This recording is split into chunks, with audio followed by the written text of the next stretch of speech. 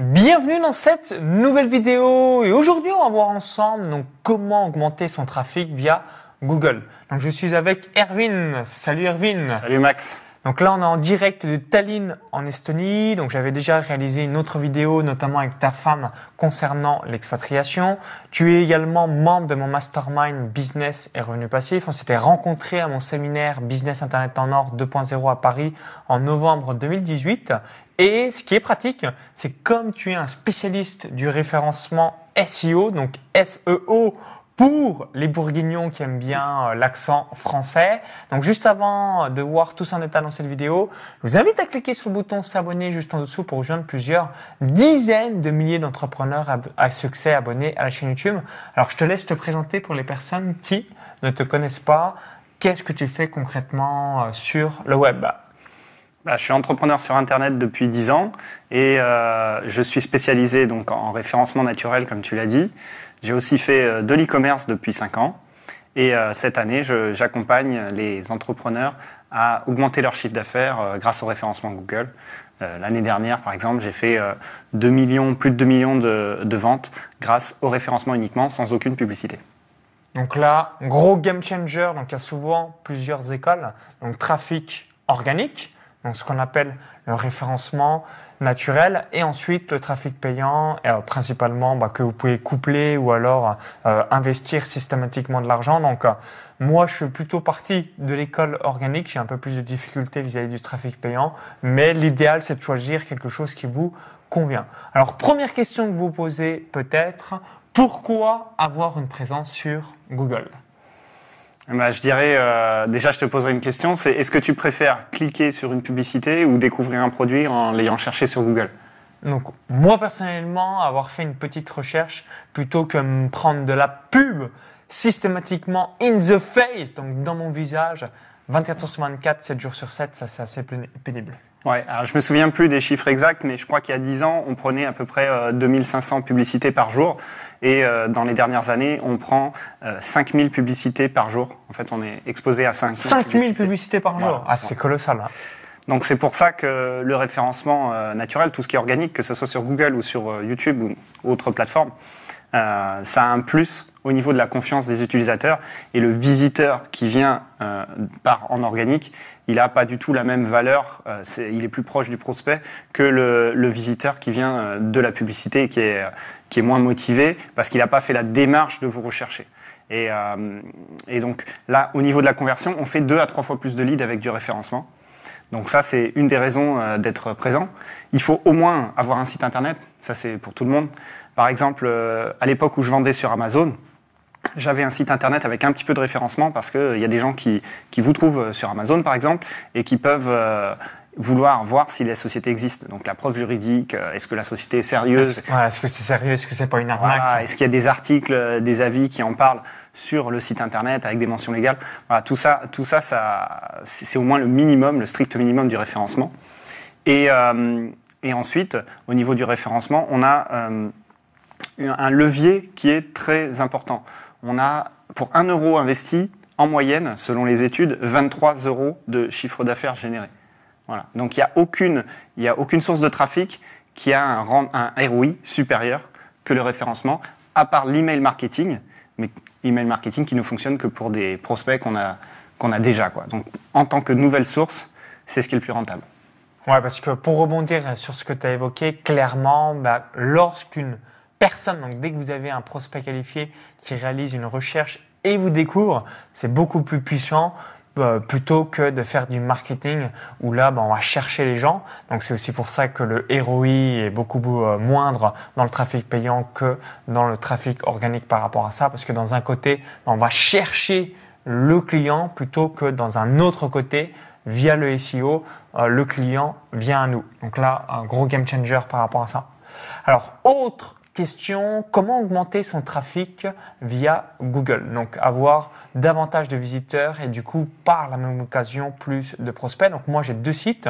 Un site sur les paris sportifs que j'ai créé le 1er février 2011 et un site sur le web marketing que j'ai créé le 7 janvier 2015. Donc, du coup, sur ces 2 sites, j'ai 1000 visiteurs par jour en moyenne sur les paris sportifs et 700 visiteurs par jour en business. Donc, c'est pas simple d'arriver à augmenter ce trafic. C'est pour ça que ça va être intéressant que tu nous donnes des conseils par rapport à ça. Mais le gros avantage, c'est que c'est une stabilité assez impressionnante. Donc, en analogie, c'est comme recevoir un salaire tous les mois. Pourquoi? Parce que on a plus ou moins, en tout cas moi dans mon cas de figure, que ce soit mes deux thématiques, comme il n'y a pas forcément de saisonnalité, le trafic est assez stable chaque mois. Alors, quel conseil tu pourrais nous donner pour qu'on ait un trafic plus considérable? Alors, dans le cas où on débute, qu'on n'est pas dans ton cas avec beaucoup de trafic déjà, j'ai une stratégie qui est assez classique avec ce que j'appelle la stratégie des 3 étages. Donc, premier étage, c'est la technique, avoir un site internet qui soit bien référencé par Google. Donc, il y a une centaine de critères à faire attention. Et une fois que le premier étage est OK, on peut passer au deuxième étage qui est le contenu. Il faut rédiger un maximum de contenu qualitatif. Et c'est tout simplement ce que veut mettre en première position Google. Google, il veut mettre en premier le meilleur résultat, le résultat qui répond le mieux à la question de l'utilisateur. Et du coup, en troisième étage, on a les liens. Donc, vous avez peut-être déjà entendu parler des backlinks. Donc, ce sont les liens que les autres font vers votre site web. Et en ayant plus de backlinks, ça peut augmenter ton référencement. Et du coup, on peut... moi, je dirais que le conseil le plus général et le plus efficace, c'est de s'orienter vraiment sur le contenu. La création de contenu, c'est ce qu'il y a de plus efficace. Parce que si on a un bon contenu et en bonne quantité, forcément, mécaniquement, il y a des gens qui vont adorer notre contenu et qui vont faire des liens vers nous. Donc, on n'a pas besoin de faire de campagne de backlink.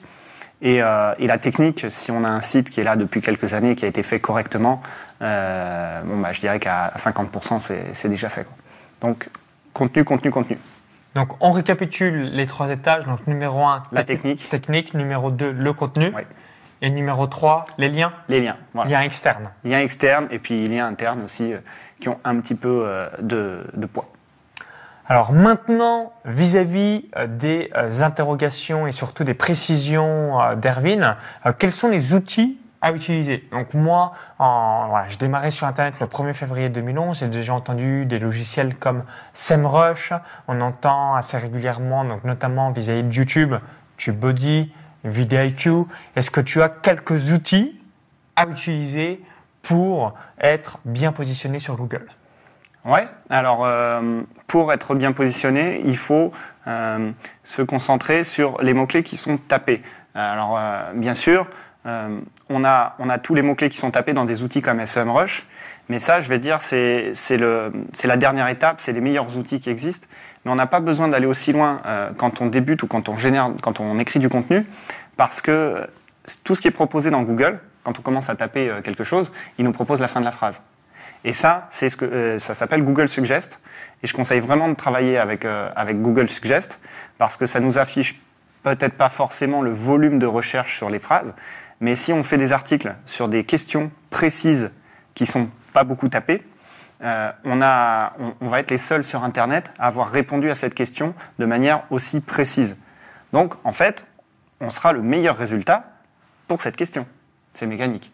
Et si on est le meilleur résultat, il n'y a pas besoin de chercher des voies un petit peu hack sur Google, puisqu'on est le meilleur résultat, mécaniquement, au bout de quelques mois, Google va nous mettre premier. Donc se concentrer sur le premier outil, c'est Google Suggest, donc il n'y a rien à acheter. Ensuite, on peut installer des applications, des extensions sur Chrome, comme Ubersuggest. Ça rajoute juste le nombre de recherches par mois à côté du mot-clé quand on le tape sur Google. Il y a aussi Surfer SEO qui fait la même chose. Et ensuite, les outils que je préfère, ça va être... ce sont des sites en ligne qui font c'est des outils qui n'ont pas besoin d'être installés. Il y a Ubersuggest, SEMrush et Ahref. Voilà. Et ça, c'est plus pour le quantitatif. C'est pas vraiment pour trouver des tout petits mots-clés, des choses comme ça. Là, ça va être vraiment Google Suggest. Donc finalement, pas besoin d'artillerie lourde. Il faut vraiment surtout du courage et continuer de semaine en semaine de temps. Ouais, c'est un petit peu comme quand on est sur YouTube ou sur n'importe quelle stratégie organique. Donc pour résumer, Google Suggest, Ubersuggest et SEMrush. Voilà. Et tu avais dit un autre petit nom? Alors les extensions Chrome, c'est Ubersuggest et Surfer SEO. Et Surfer SEO. Okay. Et les outils en ligne SEMrush et Ubersuggest qu'on peut généralement utiliser en version gratuite. On n'a pas toutes les informations, mais ça suffit amplement pour débuter. Merci vis-à-vis de ton feedback. Alors maintenant, si vous êtes comme moi, vous avez un blog ou un site web, on va généralement écrire et publier des articles. Quelles sont les étapes pour bien référencer un article de blog ou un article que l'on publie sur son site internet? Donc c'est quoi la différence blog et site web? Il y en a un, il y a des commentaires, un autre, il n'y a pas des commentaires. C'est plus ou moins, voilà, c'est un synonyme si vous préférez. Et généralement, voilà, est-ce que tu as une trame à nous donner pour bien référencer nos articles et une checklist, des bullet points à bien implémenter pour que tout se passe bien pour nous? Alors moi j'ai une checklist mais qui contient 100 éléments, donc je ne vais pas les détailler, mais ce qu'il faut commencer, c'est se dire sur quoi on va écrire. Écrire sur voilà, qu'est-ce que j'ai fait dans la journée, comme un vlog sur YouTube ou un blog, c'est ce qu'il y a de moins efficace parce qu'on ne cible pas un mot-clé en particulier, on ne répond pas à une question précise, on dit voilà ce que j'ai fait dans telle journée. Donc il faut écrire sur des choses, comme je le dis, le titre qui est cherché dans Google Suggest. Et d'abord, donc c'est l'étape 0 de la rédaction, c'est avant de rédiger, on rédige sur le bon mot-clé. Ensuite, on a les titres, c'est ce qui va avoir le plus de poids sur l'article en lui-même. Donc en titre, on a la balise title, qui est souvent confondue avec la balise H1. Donc la balise H1, c'est le titre qu'on voit sur le site, le gros titre sur l'article. Et la balise title, c'est souvent la même chose, mais pas tout le temps. C'est le titre qu'on voit sur la tab, sur l'onglet directement du navigateur. Ok, je comprends. Donc là, ça fait deux endroits où on peut mettre nos mots-clés et qui sont très puissants. Après, donc on a les H2, les H3, donc ça c'est tout ce qui sert pour les sous-titres. On peut aussi mettre les mots-clés sur lesquels on veut être positionné. Et enfin, troisième chose sur laquelle il faut mettre beaucoup d'emphase, c'est le contenu.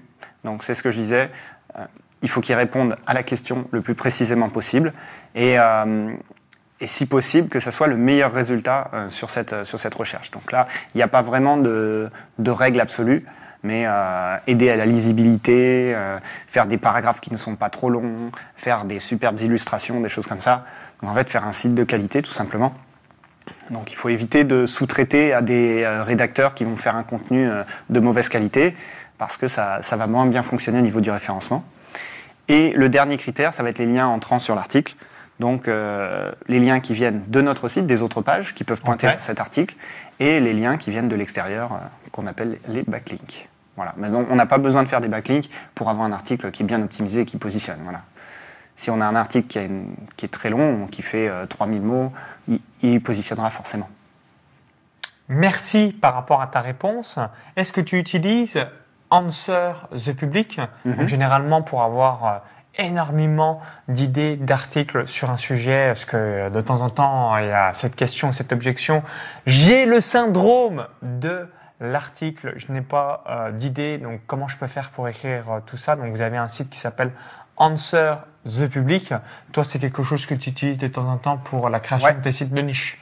Ouais, alors par exemple, Answer the Public donc, va compléter le mot-clé avec plein de qui, que, quoi, dont, où, des choses comme ça. Ok.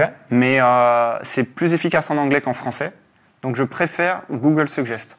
Parce qu'avec Google Suggest, je vais mettre le mot-clé, par exemple référencement Google, et avant, je mets un espace et je mets la lettre C comme comment, combien, ou des choses comme ça. Et là, on va voir comment se référencer sur Google, combien ça coûte pour se référencer sur Google. Et en fait, on fait à la main ce qu'on pourrait faire avec Answer the Public, mais on va beaucoup plus loin qu'avec cet outil-là. Donc effectivement, si on est pressé, ça nous donne un bon départ. Et après, voilà, c'est manuel, en réfléchissant et en essayant des combinaisons un petit peu différentes, on peut trouver plein d'idées.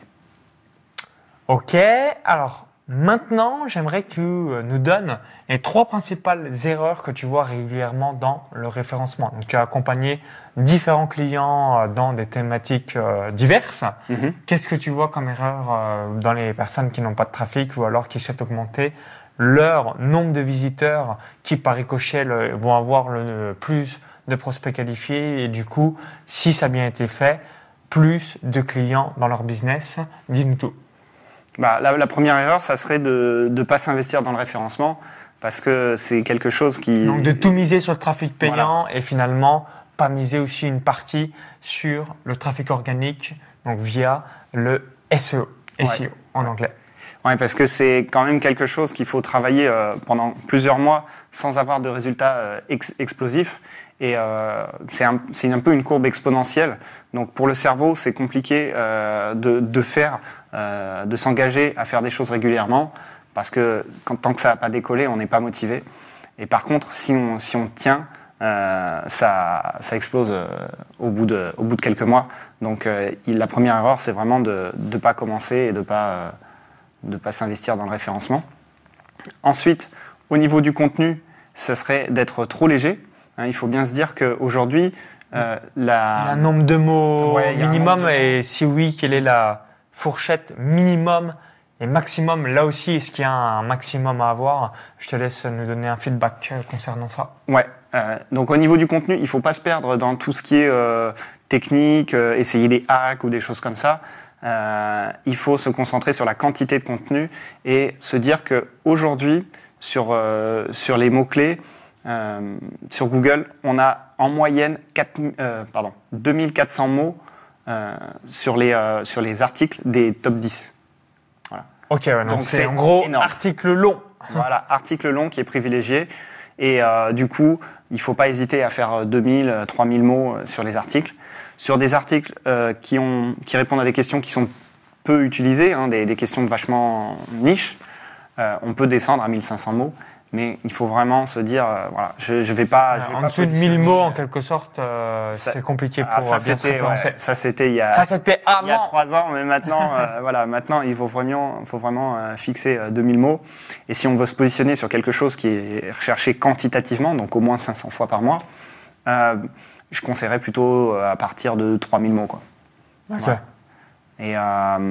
Et donc, la troisième erreur qu'on pourrait faire, c'est de se dire... Bon, je veux de la quantité. Erwin, il m'a dit, il faut faire de la quantité. Et là, je recrute quelqu'un et on fait de la rédaction. Et du coup, oublier la qualité parce que les deux vont ensemble. Et forcément, mettre à l'échelle un travail en augmentant la quantité tout en gardant la qualité, c'est ça qui est difficile. Et c'est là où je vois le plus d'erreurs. Alors, personnellement, pour avoir de la quantité et de la qualité, j'ai engagé donc différents rédacteurs d'articles. Donc, j'ai des rédacteurs d'articles, des personnes qui sont professionnelles qui m'écrivent un article par semaine en paris sportif, un article par semaine en web marketing et un article tous les 15 jours concernant la bourse. Et du coup, en termes de tarification, c'est entre 8 à 10 centimes par mot. Donc, pour un article de 1000 mots, entre 80 à 100 euros l'article. Pour vous donner une tendance, évidemment, c'est pas au mot près. Donc, mais le tarif, c'est au mot, donc entre 8 à 10 centimes par mot. Donc, du coup, ça vous permet d'avoir des choses qui sont très qualitatives, possible d'être lues par des humains et surtout, vous allez augmenter le branding de votre marque parce que quand les gens vont tomber sur le contenu, vont le consommer et vont tout de suite naturellement le partager. Puis surtout, vous allez montrer votre expertise, votre valeur ajoutée et ça, c'est quand même plutôt rare sur le marché comme la majorité des gens n'écrivent pas l'article ou ceux qui délèguent, délèguent assez mal. Donc du coup, la qualité est plutôt médiocre. Ouais. J'ajouterais qu'il ne faut pas oublier que ce sont les gens qui arrivent sur le site, ils vont lire l'article. Et voilà, des humains, toi qui regardes derrière cette vidéo, vous qui êtes abonné à cette chaîne YouTube, c'est exactement la même chose quand quelqu'un lit. Des fois, on oublie trop. Quand on est sur des ordinateurs, ça reste finalement human to human, humain à humain, qui consomme le contenu. Donc, c'est pour ça que vous devez faire de la qualité. Et oui, et ce qui arrête les gens sur Internet pour l'achat, c'est toujours, pour moi, c'est toujours la confiance. Donc, si on n'a pas confiance... Monnaie du 21e siècle. Voilà. La confiance, les amis, la confiance. Et un article de 3000 mots sur un sujet précis qui est écrit en bon français, ça inspire confiance et ça va augmenter vos conversions. Donc, même si on partait de l'hypothèse qu'un article de 3000 mots mal écrit, un article de 3000 mots bien écrit positionne aussi bien sur Google, la conversion n'est pas là. Il ne faut pas oublier l'objectif final qui est la conversion à la fin. Donc, c'est de gagner de l'argent. C'est pour ça qu'il faut vraiment garder la qualité sur ces articles. Et si vous n'avez pas le budget, parce que là, moi, je viens de parler de 2000 mots, à 80, 100 euros les 1000 mots, ça fait des articles qui coûtent assez cher. Alors, j'ai une petite astuce, c'est de s'enregistrer en audio, donc de créer son plan, et ensuite enregistrer comme on fait une vidéo. Et ensuite, le fichier audio de l'article, Donc, quand on veut faire à peu près 2000 mots, ça va dépendre du débit de la diction, mais 2000 mots, ça fait une demi-heure à peu près. Donc, une fois qu'on a notre fichier audio, on peut le faire transcrire à quelqu'un qui le fera pour beaucoup moins cher que de la rédaction pure, où là, il faut que vous ayez quelqu'un qui soit expert et qui soit capable de parler comme vous. Donc, voilà, petite astuce. Alors, peut-être que si vous visionnez cette vidéo, vous dites « Merci Erwin » par rapport au conseil. Par contre, est-ce qu'il n'y aurait pas une alternative pour aller plus vite, notamment en payant Google AdWords? Donc, est-ce que tu le recommandes de l'utiliser? Et si oui, quelles sont les bonnes pratiques? Est-ce que toi, personnellement, tu as déjà utilisé? J'imagine que oui.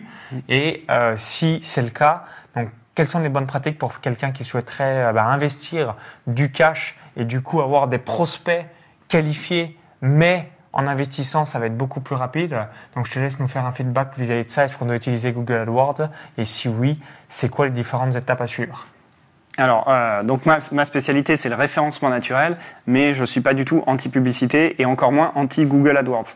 On est sur quelque chose qui est proche, puisque au niveau de la valeur du prospect, puisque la personne va taper une recherche et trouver, enfin je parle de Google AdWords qui s'affiche dans les résultats de recherche, parce qu'il y a plusieurs Google Ads, mais celui qui s'affiche dans les résultats de recherche, il va être juste au-dessus des résultats naturels, donc on est quand même sur quelque chose d'intéressant, et on peut l'utiliser surtout au début, quand le référencement n'est pas en place, donc les premiers mois. Okay. Ça permet d'avoir des visiteurs, de la data.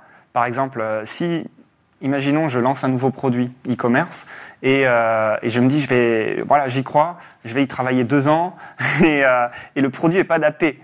Par exemple, pas adapté aux mots-clés ou le produit est mauvais, il ne plaît pas aux gens. Donc là, si j'ai travaillé pendant 1 an et demi sur le référencement, ça ne me sert strictement à rien et j'aboutis sur un échec. Si par contre j'ai utilisé Google Ads au début pour amener du trafic, je peux tout de suite voir si je dois pivoter ou si je suis bien parti. Ça permet au moins de voir ce qu'on va avoir quand on sera positionné en naturel. Et ensuite, au niveau de Google Ads, moi je pense que c'est une stratégie qu'il faut garder côte à côte. Quand je fais du référencement, je mets à côté des campagnes Google Ads pour avoir plusieurs sources de trafic et diminuer le risque, quoi, comme dans tout business, avoir plusieurs sources de trafic, c'est très bien. Ouais, pour rebondir par rapport à Google Ads, un autre membre du Mastermind Business et Revenus Passifs, il est dans la menuiserie fenêtre et lui, dans son cas de figure, forcément, ça l'aide énormément parce qu'il y a très peu de personnes qui comprennent la publicité par rapport à ça. Et du coup, les gens qui tapent des mots-clés spécifiques vis-à-vis des fenêtres, donc pour typiquement changer leur fenêtre, faire du double vitrage, toutes ces choses-là, évidemment, ils tombent sur lui. Donc c'est la même chose. J'avais un autre client qui avait un e-commerce sur les gyrophares et idem, ça fonctionnait bien pour lui parce que vous en doutez, si on tape gyrophare, c'est pas pour se divertir ou lire des articles, c'est surtout pour acheter. Et si on n'achète pas, c'est vraiment une question de heures ou jours. On se renseigne et puis le lendemain, on a validé la commande. Donc à chaque fois, il y a des sites de niche par rapport à ça et Google AdWords est vraiment pratique, beaucoup plus pertinent que la publicité Facebook ou même encore être sur YouTube. Pourquoi? Parce que là, c'est de l'achat instantané et surtout, au moment où on s'intéresse au sujet, évidemment, on a envie d'acheter dans la foulée, sinon on ne taperait pas cette requête directement dans le moteur de recherche de Google. Et il y a la même technologie qu'avec Facebook, le pixel Google, qui permet de retargeter les gens qui sont déjà venus sur notre site avec le référencement naturel, par exemple. Alors, pour finir sur une dernière question, quel message laisserais-tu aux personnes qui ne sont pas sur Google aujourd'hui? On est dans la décennie 2020-2030 du digital, vis-à-vis notamment du coronavirus et de la pandémie du Covid-19. On s'aperçoit avec la montée du télétravail et tout ce qui va avec, la digitalisation qui est de plus en plus importante. Mais il y a encore des personnes qui ne sont pas sur le King Google. Quel message tu laisserais à ces personnes-là? Je ne sais pas, un message pessimiste, il faut se mettre sur Google. C'est ce que je disais au début, au moins avoir un minimum, un pied à l'étrier avec un site web qui tient la route et un minimum de trafic. Et commencer par Google Ads si on n'est pas sûr. Mettre un budget de quelques centaines d'euros pour acquérir de la data, avoir des mots-clés et ensuite, soit on adapte le Google Ads, soit on se lance dans le référencement. Mais pour moi, c'est absolument nécessaire et c'est la source de trafic la plus rentable qui existe. Donc, il n'y a pas grand-chose à hésiter. En tout cas, personnellement, je valide et je vous invite vraiment à réaliser un site web. Vous avez donc des plateformes comme WordPress. Alors, ça me fait penser, je vais te demander ton avis par rapport à ça. Est-ce qu'il faut être… Donc moi, je suis sur WordPress, c'est ce que je recommande. On a WordPress. Très bien. Wix. OK. Qu'est-ce qu'on a d'autre aussi Shopify, c'est OK. Shopify, donc ça, c'est plutôt e-commerce. Donc je suis pour ma marque de running, donc boutique-maxenceregautier.com sur Shopify. PrestaShop, c'est aussi pareil, c'est plutôt du e-commerce. Qu'est-ce qu'on a? On a WooCommerce, je crois. Est-ce que c'est… WooCommerce, c'est la partie e-commerce sur WordPress, mais je conseille vraiment WordPress. Wix, WordPress, donc Shopify pour le e-commerce. Qu'est-ce qu'on a d'autre? PrestaShop, mais après, c'est des petits acteurs. D'accord. Mais vraiment, je conseille, si vous n'avez pas encore de site, je conseille absolument WordPress avec WooCommerce, parce que quand on fait du référencement, c'est un investissement à long terme. Donc, il ne faut pas que le site soit hébergé chez Wix ou éventuellement chez Shopify, parce que là, on n'est pas vraiment propriétaire du site, on est hébergé chez quelqu'un. Et si vous voulez changer d'hébergeur alors que vous êtes chez WordPress, vous pouvez changer d'hébergeur. Mais si vous êtes chez Shopify, vous serez toujours hébergé chez Shopify. Si vous êtes chez Wix, vous serez toujours hébergé chez Wix. Donc si Wix, par exemple, n'est pas assez rapide pour vous, parce qu'en référencement, il faut que le site soit rapide, vous ne pouvez pas changer d'hébergeur pour aller plus vite, quoi. Ouais, et surtout, ça doit vous appartenir. Vous devez être maître de votre destin. Et clairement, en ayant un site, notamment en achetant un nom de domaine et en plus étant hébergé en utilisant la plateforme WordPress, tout va fonctionner pour vous. Vous allez pouvoir faire ce que vous le désirez, choisir le thème. Là, pareil, il y a des thèmes gratuits et payants. Donc ensuite, vous êtes maître de votre destin, de vouloir communiquer et mettre ce que vous désirez sur votre site web. Merci Erwin. Est-ce que tu as un mot de la fin ou tout a été évoqué dans la vidéo pour toi? Tout a été évoqué, à part un point, c'était juste… j'ai pensé qu'on n'a pas parlé du fait que le référencement, c'était illimité dans le temps. Ah ouais. Et je pense que ça peut être important. Parce que on n'en a pas parlé. Je suis tellement d'accord. C'est pas du court terme. Ta vie, comme YouTube, comme l'immobilier, toutes ces choses-là. Donc, ce qui est bien, c'est qu'on se construit des véritables actifs. Donc, si vous êtes un investisseur, ça va vous parler. Je suis marié, mais je suis aussi marié avec Google. Voilà. Donc du coup, le côté dans le temps, ce que vous faites en ce moment, ça paye pour vous encore et encore. Je crois qu'il y a certains sites que tu me disais, est-ce que tu as plus de 150 sites de niche? Et du coup, vis-à-vis de cela, tu as certains sites où tu n'as peut-être plus publié depuis 1 an au minimum et tu as toujours des visiteurs. Oui, mon record, c'est 2014. Donc j'ai un site que je n'ai pas touché depuis 2014 et qui tourne toujours en passif et qui ramène de l'argent tous les mois. Ouais, moi, je vous donne un exemple par rapport à mon site de course à pied, blogcourseapied.com. Je dois publier 2 articles par an et j'ai encore 250 visiteurs par jour et je l'ai créé fin 2011. Donc, c'est vraiment pour vous dire que une fois que c'est positionné, vous allez avoir un petit flux de trafic tous les jours. Et cela, année après année, mois après mois, semaine après semaine. Et une nouvelle fois, merci le king, la star, le géant, Google. Merci par rapport à tous tes conseils. Donc, si vous avez apprécié la vidéo, cliquez ce petit bouton-là juste en dessous. Merci par avance, ça nous permettra d'avoir votre feedback. Et vous utilisez Google dans votre stratégie marketing? Si oui, est-ce que vous avez un site web? Laissez-nous votre feedback. Est-ce que vous avez également une boutique e-commerce? Et selon vous, quels sont les avantages et les inconvénients de Google? Donc, dites-nous votre feedback, votre retour d'expérience. Alors, pour les personnes qui aimeraient en savoir davantage sur toi, où est-ce qu'on peut te retrouver? Alors, ma chaîne YouTube s'appelle Leader Référencement. Et j'ai mon site internet leader-référencement.com. Donc comme ça, vous allez voir tous les hacks, les astuces, les stratégies, les techniques pour vraiment bien référencer votre site web. Et personnellement, pour vous remercier d'avoir visionné cette vidéo, je voulais vous offrir un cadeau de bienvenue. Donc ce cadeau de bienvenue, c'est un fichier PDF où j'explique donc 90 thématiques rentables pour vivre du web. Donc si vous n'avez aucune idée aujourd'hui, vous avez bien compris que vous devez être sur Google, mais vous n'avez toujours pas de présence, ça vous permettra de savoir sur quelle thématique vous lancer. Donc pour recevoir cette fiche PDF directement dans votre boîte mail, il y a un lien dans la vidéo YouTube. Vous cliquez sur ce lien, ça va vous rediriger vers notre page. Il suffit juste d'indiquer votre prénom et votre adresse email. Et si vous visionnez cette vidéo depuis une autre plateforme ou un smartphone, Tout est en description juste en dessous. Encore, il y a le i comme info en haut à droite de la vidéo. Donc, je vous dis à tout de suite de l'autre côté. Laissez bien votre prénom et votre adresse email. Comme ça, vous recevez tout ça dans votre boîte mail. Donc, vive Google et merci au référencement naturel. Bye bye.